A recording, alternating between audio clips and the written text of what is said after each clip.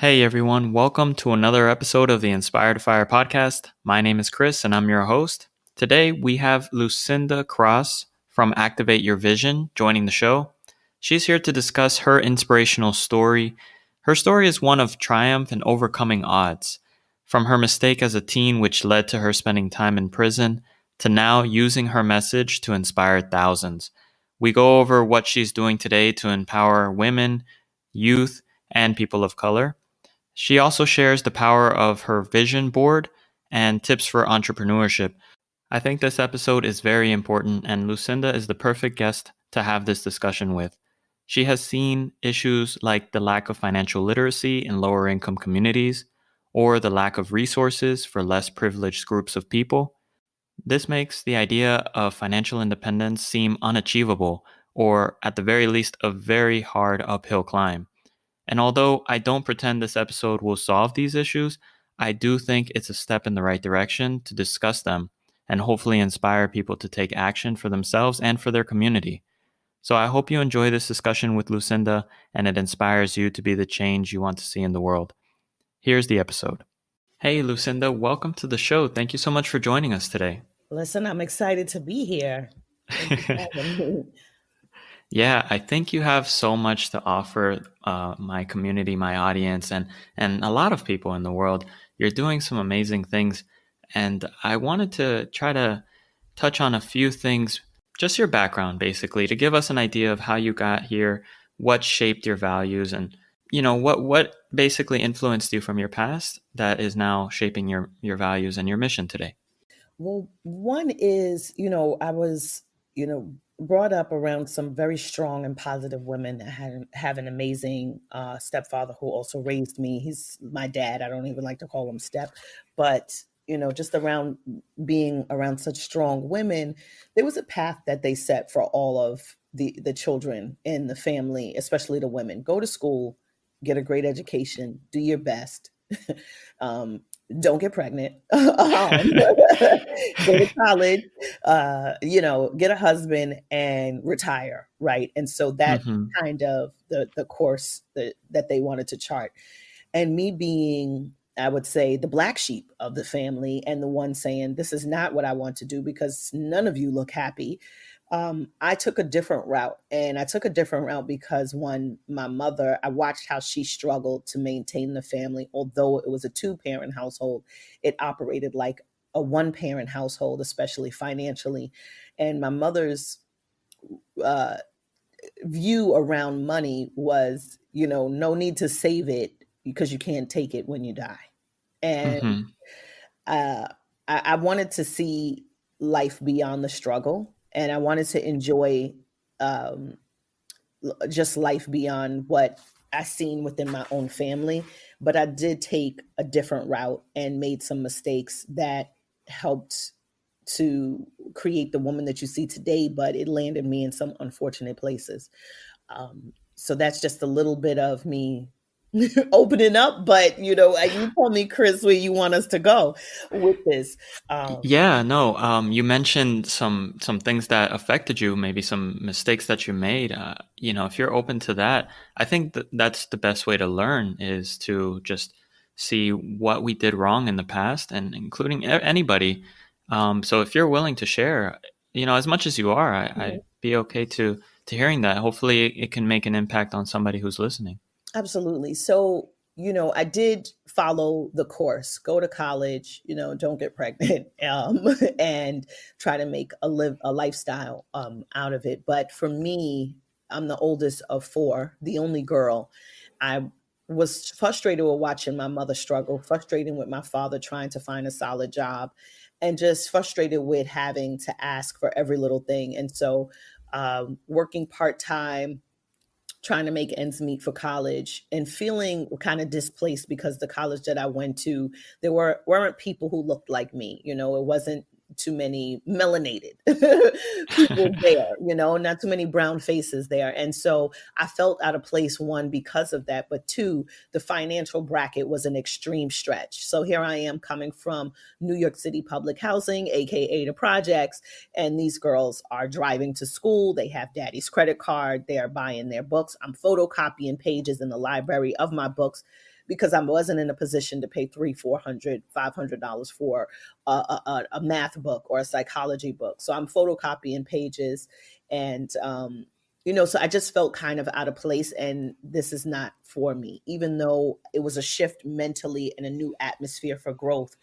because I lacked what looked like what other children had. And I didn't have that experience, because in you growing up in the projects, and it's a community, it's a tribe, everybody pretty much has the same setting.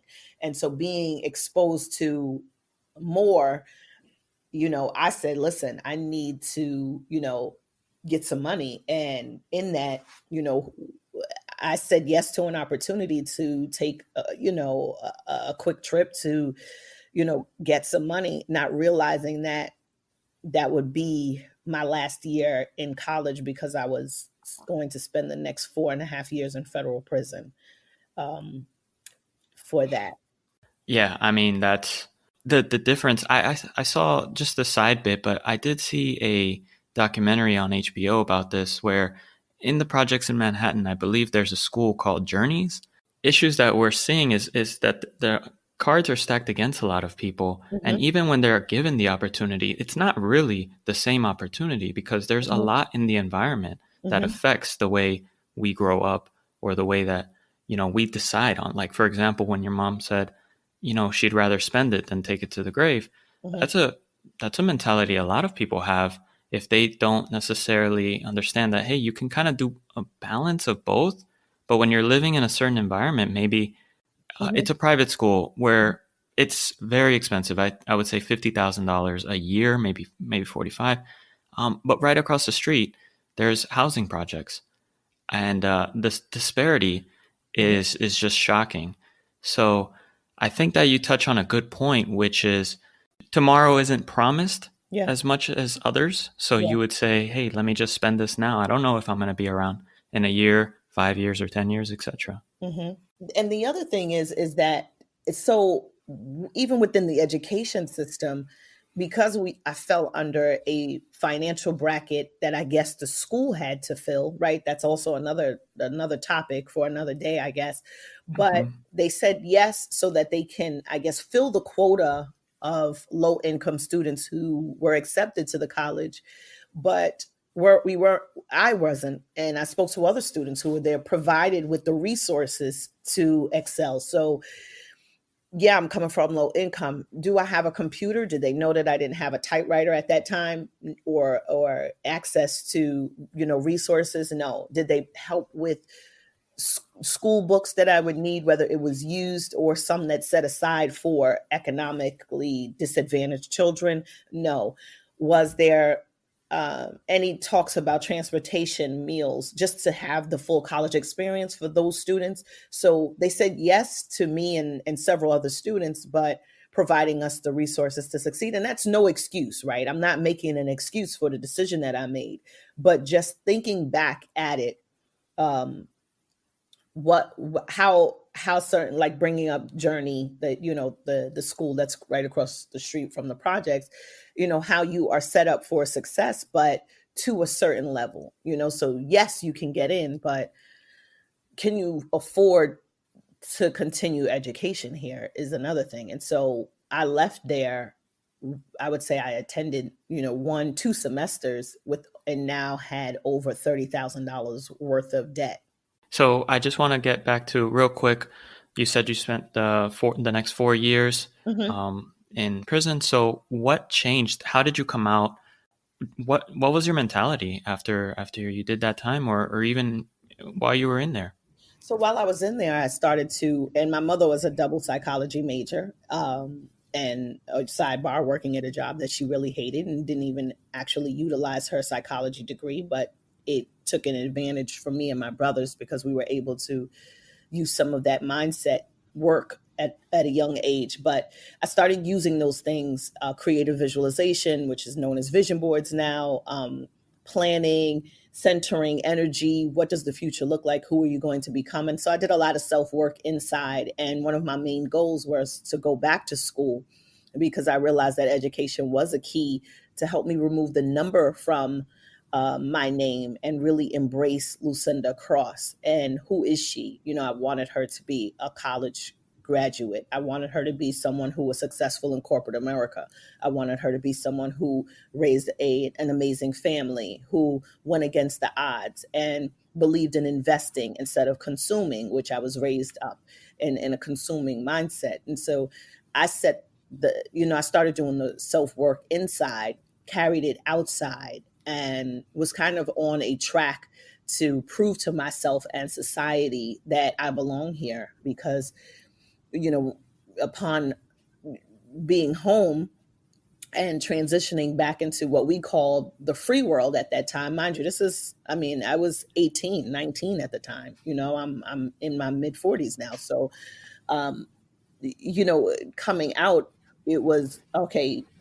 You can't, you're not allowed to get a good job because you have a record. You're not allowed to get Pell or financial aid because you have a record. You're not allowed to live in low income housing, or because you have a record. So it was just pretty much you're a statistic and, try to make it work for you. No real rehabilitation in the transition. And I had to do that myself. I didn't want the pity party. I didn't want to use prison as an excuse or age or my mistake. And I did just that. I wanted to prove to my mother as well that, I can become something that she's proud of. So before even venturing into the business, I started working in, corporate America and graduated from college with a marketing and business degree and, just started working on my life, on being a good citizen versus being looked at as an ex-con. And you're a success story, Lucinda. So I think, looking back, it all worked out. And I'm not sure how much you attribute, the mistakes and what you had to go through to kind of Mm-hmm. realign and, the things that you worked on. Mm-hmm. Maybe, Mm-hmm. I'm just saying at least you took that scenario and Mm-hmm. made the best you could with it. And that's what it's all about. So now I believe you are giving it forward, paying it forward in a sense where you're empowering women, the youth, people of color as well, right? Yes. Yes. Talk to me about that. What goes into that? Do you see yourself in these the people that you're helping? Absolutely. So, it's about relating and meeting people where they are, and so I never wanted to get too high on my horse of reaching small successes that I would forget that at risk youth, women's empowerment is important and encouraging them to do more beyond what they can see from their circumstances. And it's a passion project. And it's something that I was able to turn into a thriving nonprofit at this point and partnering up with Delta, not realizing that they also wanted to serve disadvantaged, at risk youth, and uh, minority communities, underserved communities. And so it just gels well. And so I wanted to be able to bring the work that I was doing for my for profit to the nonprofit. So I know that many of these youth, they may not attend a workshop or a conference or a brunch, so to speak, where your ticket prices are $75 to $100. And so I wanted to find a way to still empower them um, for free using corporate sponsorship, larger brands and influencers in some of my celebrity network to bring them the same content as well. And it's fulfilling. I'll tell you that, Chris. It's fulfilling. Yes, it's great to go take a check from my for profit and bring it straight to Chase, but it's also fulfilling when you're seeing these young kids who are coming from foster care, or these women who are single moms and recently divorced and not knowing what to do, and being able to, provide them with small business skill sets and helping them become entrepreneurs, and seeing how they're able to use their creativity without Mm-hmm. people asking about their backgrounds. Exactly. Yeah, I completely agree with you. It is fulfilling, and it goes back to you can accumulate as much money as you want, but sometimes what really satisfies you or fulfills you the most, and what you leave behind, is the difference that you make in your community and in others. I think that's 100% correct. I would love the idea for financial independence to be available to everybody. I would love to see a world that anybody can, if they choose to achieve financial independence.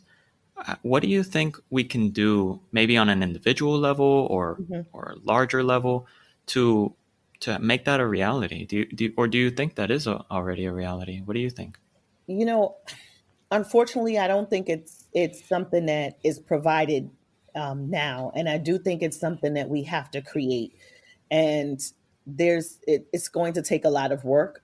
And I think one of the first steps is collaboration when it comes to ownership. And I Hmm. think a lack of ownership puts uh, minorities, black, brown, yellow, our melanated uh, community at a disadvantage because there's no ownership. It's more consuming versus investing. So we're not pushed with investments. It's I think it's very far, and the reach is so far out that it's not something that is constantly drilled in our communities. Financial literacy is not taught in our schools.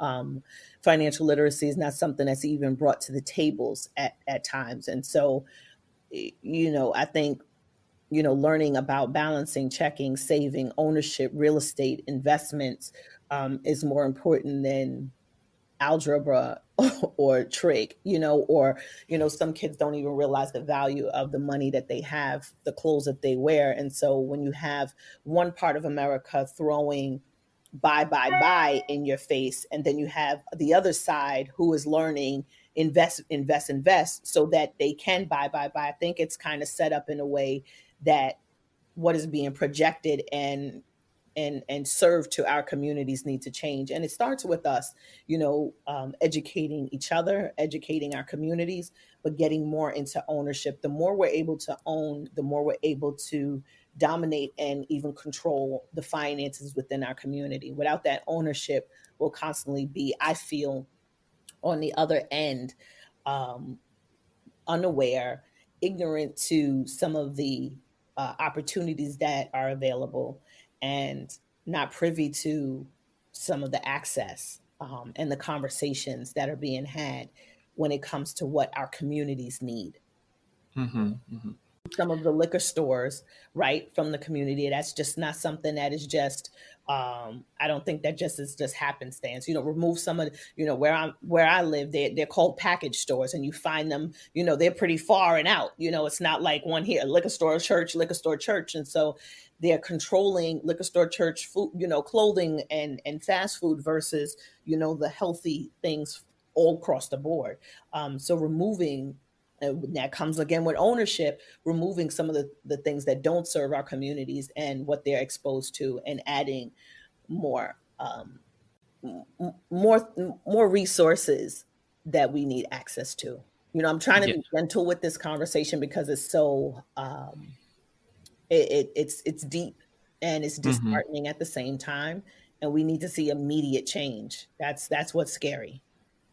I completely agree, and I think it's true what you're saying. It's tough. It's a difficult conversation, but I think it's one that should be had because we need to understand what's going on and how long it's been going on to make that difference. And I'm gonna get into what ways you've come up with and innovated to get the person in a seat at the table. That's what you're Hmm. looking for. Hmm. But getting back to it, yes, I think you're right. There have been food deserts, as they call them, where there isn't anything available as other than just liquor stores or things like Hmm. that. So Hmm. making that difference at a community level and giving the resources there will be a fantastic start.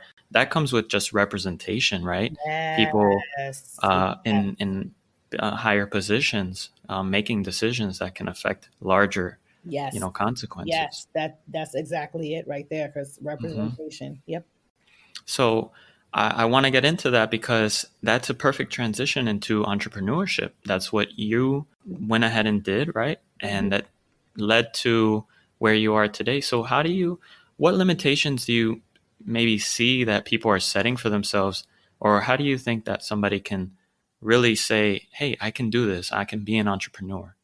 Right. I mean, it's one, we have to surround ourselves around other entrepreneurs. And then I want more entrepreneurs to be open on how they started and mistakes that they've made, and, uh, some of these things are not discussed. So you can easily look online and see people succeeding and thriving. You're like, oh, they're insta famous, but there's hard work that's being done on the back end. And sometimes it's just a facade.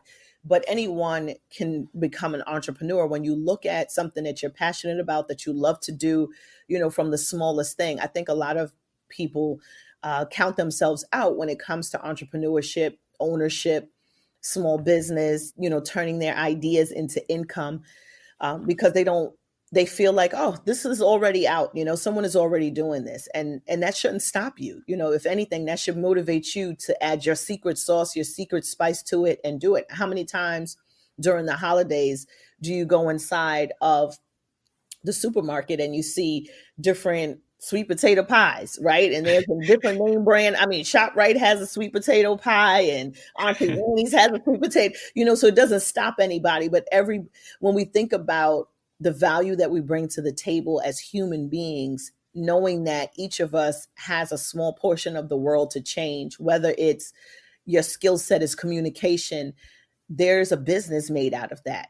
I recently looked online and I seen that this business of hugging before the pandemic happened was like a thriving business. Like, these people just like how you hire a therapist, they just go out and give people hugs and they get paid to hug and cuddle. And I was like, wait a minute, are you serious? But it was a thriving business, a multi-million-dollar business, where just like how Uber is running, you get the app and it's like this person is looking for someone to hug and snuggle with. And I'm like, you gotta be kidding me. So I think we overthink the things that we can turn our ideas, our passions, and our hobbies, and even our side hustles into a business. And utilizing some of these free resources from the Small Business Administration. SCORE is also a great place to go when you're looking for mentorship. That's retired executives, CEOs, CFOs, from the top of their skills. Some have worked as presidents for JP Morgan, some has worked behind hedge funds.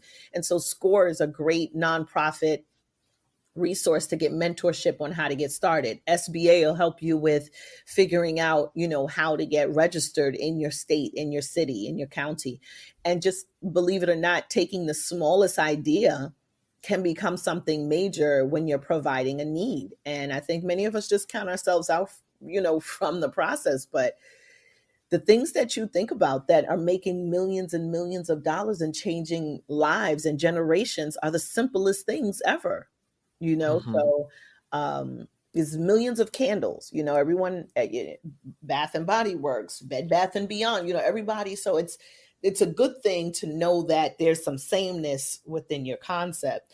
The important thing is to realize that you still have something special to bring to the table.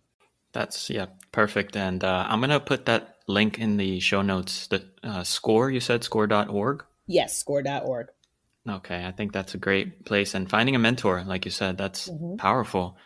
Somebody to look up to, especially somebody, it's tough to say, but like is not white and male, maybe, like 55 years old, 70 years old or whatever, as a CEO. You see that too often.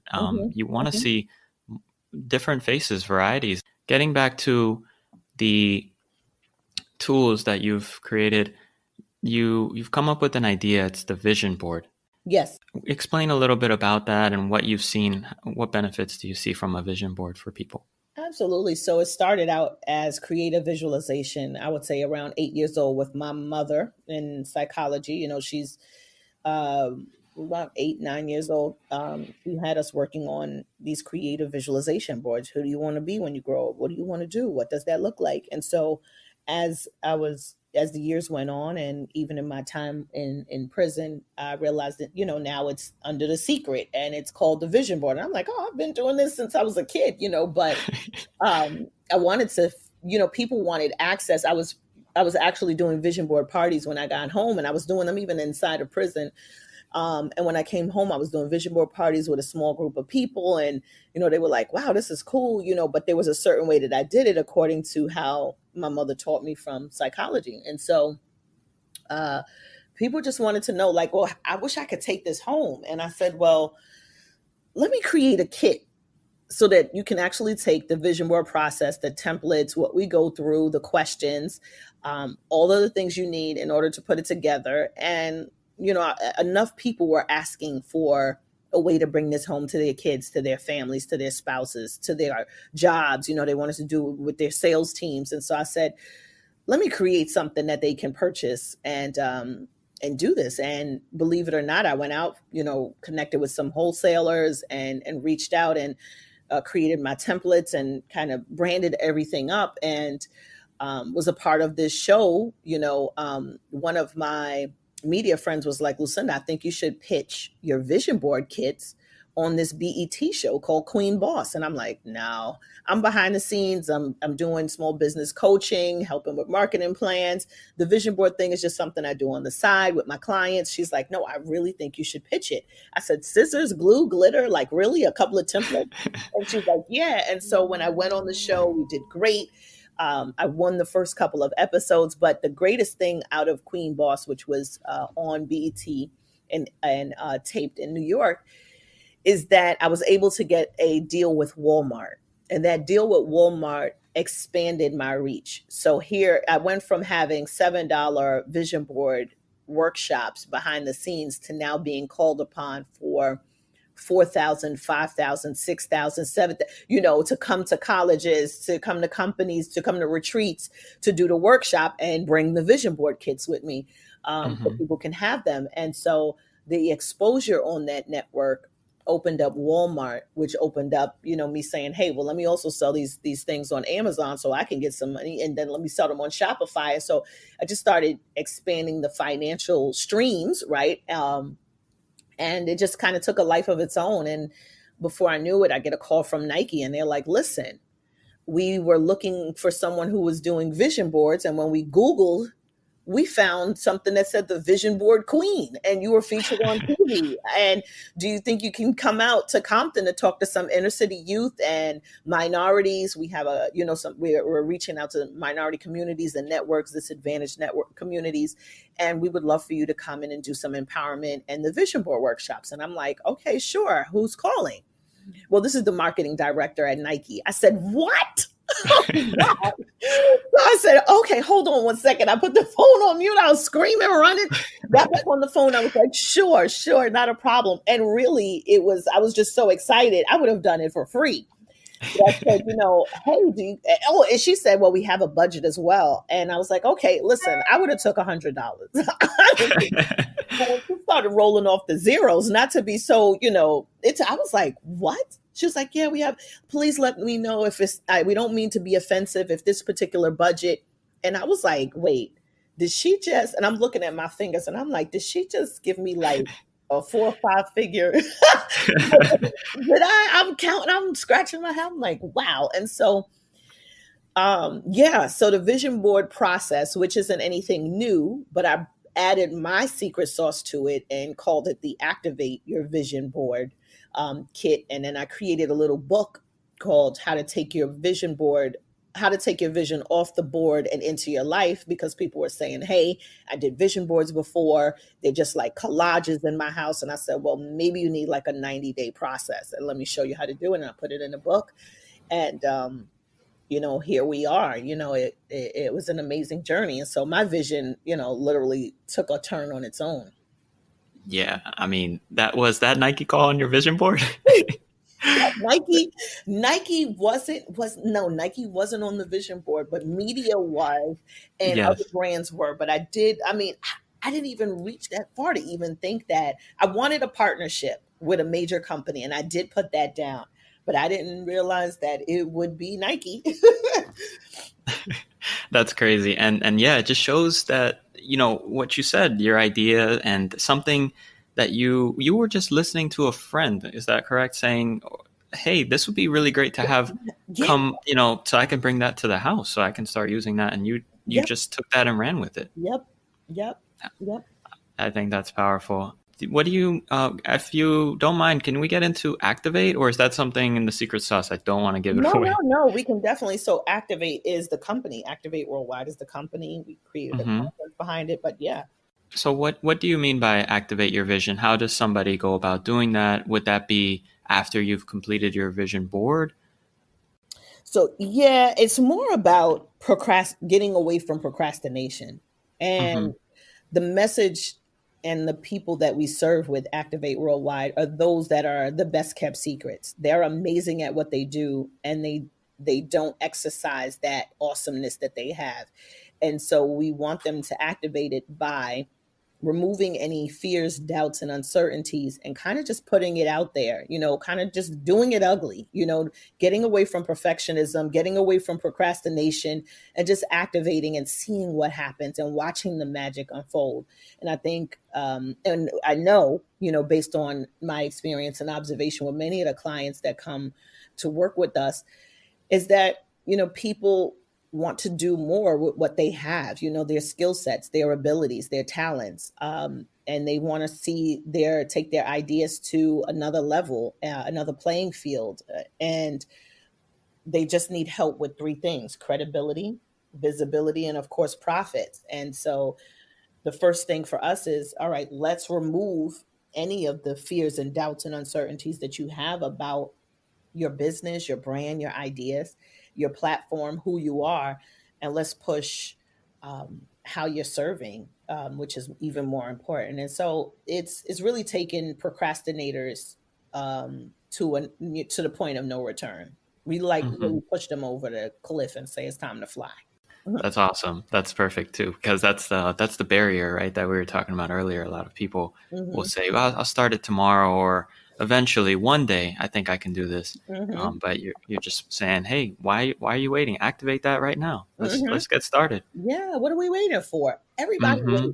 waits. There's no better time, and we hear it often, but there'll never be the perfect time. It's never going to be the right time. Well, right now is not the right time. Well, what do you mean by that? You woke up, you're breathing, you have access, and so you'll see that some of the most amazing things that are created, produced, and brought to the table happen at the most inconvenient moments in the inconvenient time with the least finances, the least team, and so that's what makes it beautiful. It's never going to be the right time. Perfect. Thank you, Lucinda, for that. We set up a goal or guideline of how to kind of get started, how to activate your visions, and lastly, once somebody is in that entrepreneurship role, what makes them a great business leader as far as employees? Or this is looking a little bit further, but Hmm. Hmm. what do you think makes a good or great business leader like yourself? The helping to build others up, giving people a hand up, and sharing, some tips and secrets and resources, and saying, hey, let me mentor you. Let me, if they're open to it, being that mentor makes a good leader. Being that stepping stone that someone can use. Some people just need, just can you give them just a little crack in the window? You may not have to open the whole door because they have to work for that, but give them a crack in the window. Let them get some clarity and be placed to work. But a good leader to me is someone who not only gives back, but shows others how to show up and give back. Yeah, and I think that's important too, because once you're in that position, you want to pay it forward, like you're saying, and Hmm. and make a difference in others. You don't want to fall victim to the same issues that we're having today, because you're trying to fit in a role. For example, issues with wage disparity or discrimination in the corporate world. I mean, if you ever get that seat at the table, you want to make a difference in those issues. Hmm. That's important as well. Lucinda, any final thoughts, any ideas or events that you have coming up, something that you're excited about? No, I would like to mention I have a book called The Big Ask, ASK. It's on Amazon, Hmm. and it really would help with positioning yourself, whether it's for greater finances, greater clarity in life. It's not a book for entrepreneurs. It's not a book just for women. It's a book that talks about how do you get what you deserve and desire. How do you start to show up and ask for yourself, and that's what I would highly recommend everyone to grab a copy of the book and let me know how it has supported you in your journey and your thought process. Yep. And I'm going to include the link as well to your book in the show notes. So anybody who wants to check that out, just look in the show notes. I think it's amazing what you're doing. And when I looked at your bio, Lucinda, I mean, I don't know how you have the time in your day to keep up with everything you're doing. But it's amazing. And we need more people like you out there to making a difference. We really do. That's why I wanted to get you on the show today. Thank you. Thank you for having me. And I would love to introduce you to some more awesome people who are doing great things. Yeah. Awesome. Yes, I will. I'm inviting everybody here for inspiration. So thank you so much. And again, I'll have all the resources down in the show notes. Lucinda, take care. Thank you for joining the show. And thank you for having me. So I hope you enjoyed this episode. A quick correction. The school I mentioned is actually named Avenues in New York, and the HBO special is called The Class Divide. It's a great documentary that highlights the wealth disparity seen in America today. I highly recommend watching it, and I'll include a link in the show notes below. I also wanted to mention a few quick points. Lucinda and I landed on representation as a key step in the right direction. That comes with just representation, right? People Yes. in higher positions making decisions that can affect larger, Yes. consequences. Yes. That's exactly it right there. Because representation. Mm-hmm. Yep. How do we increase representation? We need a seat at the table. This is done by voting at the state, local, and national levels. It's also done by becoming an entrepreneur and making hiring decisions or investment decisions within a certain community. It's also done by demanding we see more women and minority groups in positions of power within corporate America. These are some ways to start getting the right people in positions to make a difference at a higher level. On a smaller scale, you can also volunteer your time to teach or help at-risk youth or anyone in your community. I'm also going to include a link in the show notes to a TED Talk Lucinda gave, which is much more powerful than I can convey on this show. But I really encourage you to take a look. Lastly, if you enjoyed this episode, please don't forget to subscribe and share it with your friends and family. It was a pleasure. Thank you guys so much for listening, and until next time.